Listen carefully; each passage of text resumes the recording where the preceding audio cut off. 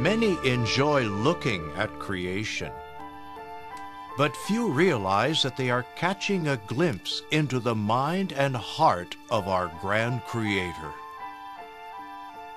Long ago, David learned about Jehovah through his inspired word, but he also saw and drew close to him through creation. When I see your heavens, the works of your fingers, the moon and the stars you have prepared, what is mortal man that you keep him in mind, and the son of earthling man that you take care of him? David loved Jehovah and saw Jehovah's power, wisdom, and love reflected all around him. The world we live in today is designed to distract us from our Creator.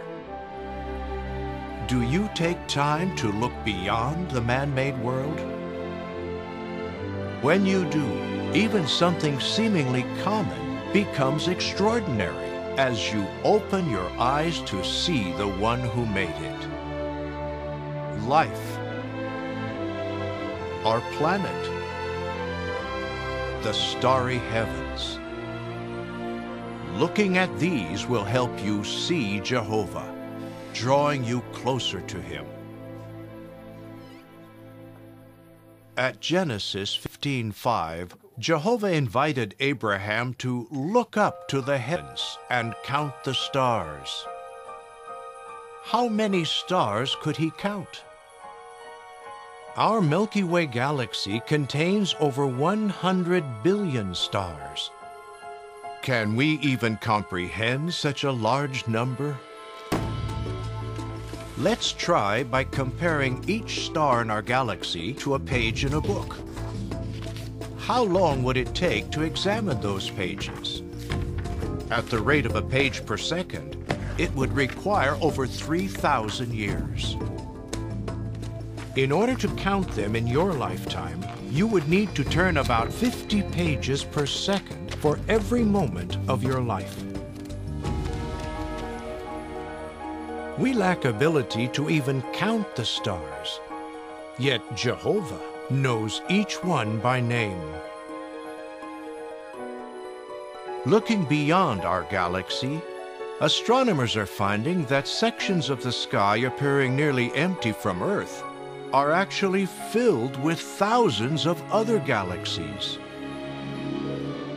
But did Jehovah scatter them randomly? Even at this colossal scale, elegant organization is seen. There is one who is stretching out the heavens just as a fine gauze, who spreads them out like a tent in which to dwell. All of these massive celestial bodies are in constant motion. Their precise movements have been likened to the choreography of an elaborate ballet. Besides their vast numbers, the distance between stars is also mind-boggling. Let's try to visualize the distance from our Sun to its nearest neighbor star, Proxima Centauri. Imagine that we could shrink our Milky Way galaxy so that our Sun was roughly the size of a soccer ball, located near New York City. On this scale, Proxima Centauri would be almost 4,000 miles away in Paris, France, a little smaller than a golf ball. Really, the Sun is almost 25 trillion miles away from its nearest neighbor star. We only have to look at the stars to be filled with awe for Jehovah. Yet, as the book of Job describes, what we see are only the fringes of his ways. When the prophet Isaiah looked at the stars, he perceived Jehovah's qualities. Raise your eyes high up and see. Who has created these things?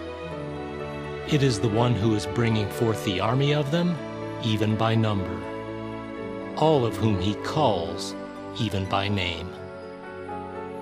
due to the abundance of dynamic energy, he also being vigorous in power, not one of them is missing. And how much power was necessary in the creation of this universe? There is incredible power found even at the atomic level of matter, but man has often used it destructively. In contrast, as a potter with clay, Jehovah skillfully used his dynamic energy to make all the matter of the universe. The heavens are declaring the glory of God, and of the work of his hands the expanse is telling. In modern times, we have peered into the far reaches of space and seen creation at an awe-inspiring scale. Yours, O Jehovah, are the greatness and the excellency. Everything in the heavens is yours. In your hand there are power and mightiness. When we raise our eyes to the heavens, we are seeing evidence of Jehovah's unparalleled power.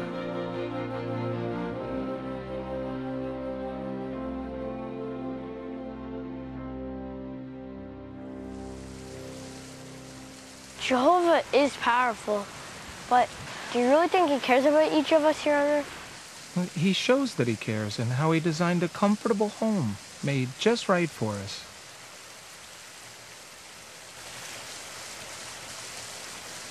Think about outer space and how barren it is. Yet the earth, it's an oasis. Remember what Isaiah said, the former of the earth and the maker of it, who did not create it simply for nothing, who formed it even to be inhabited. But how did Jehovah form the earth to be inhabited?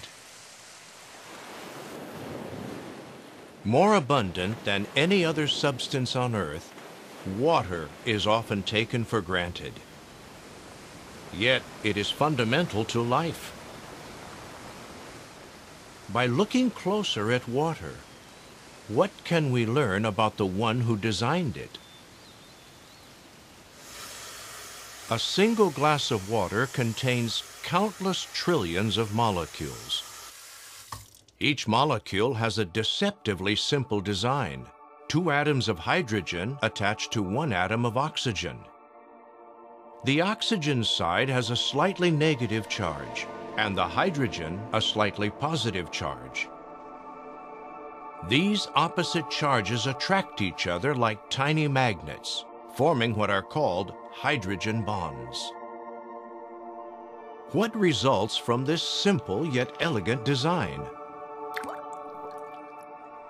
As water gets colder, it contracts and grows more dense. However, unlike most liquids, as its temperature approaches the freezing point, something unexpected happens. Water begins to expand. As it freezes into ice, the hydrogen bonds between water molecules lock into place, crystallizing into a very open lattice. Due to this unique design, ice is less dense than liquid water and floats on top. This quality prevents much of the water in lakes, rivers, and even the oceans from eventually becoming solid ice. Instead, Jehovah created a natural insulator that preserves life in the liquid water beneath. Really, Jehovah's wisdom is seen in how he masterfully designed the sea and fountains of waters. This abundance of water could not exist if Earth were not precisely placed within our solar system, some 93 million miles away from the Sun. Had the Earth been situated only 5% closer to the Sun, scorching heat would have made life impossible. If the Earth were placed only 1% farther from the Sun, freezing temperatures would have covered much of the globe with huge sheets of ice. Jehovah also made the Earth just the right size. If Earth were slightly larger, its gravity would be stronger. Hydrogen, a light gas, would collect, being unable to escape the Earth's pull. In time, the atmosphere would be inhospitable to life. On the other hand, if our Earth were slightly smaller, life-sustaining oxygen and surface water would escape. In either case, were the Earth larger or smaller, life would not exist. Both its size and proximity to the Sun reveal that Jehovah formed the Earth even to be inhabited. Orbiting around our planet, we have a faithful witness that Jehovah purposefully designed our home. Is the moon merely an object of beauty made to adorn the sky? The psalmist states that Jehovah made the moon for appointed times. What purpose does it serve? With a diameter 1/4 that of the Earth, the moon exerts a strong gravitational force on our planet, stabilizing the tilt of the Earth's axis of rotation. Without the moon, the Earth would wobble over long periods of time from nearly 0 to 85 degrees. This would have an extreme effect on our climate. On part of the Earth, temperatures would soar, while elsewhere, they would plummet. Keeping our climate and seasons consistent, our moon is at once beautiful and essential to life. It is fitting that the Bible calls our moon a faithful witness in the skies. When you hear the gentle sounds of water, when you feel the warmth of the sun, when you gaze up at the beautiful moon, give thanks to Jehovah, the one who lovingly prepared our earthly home.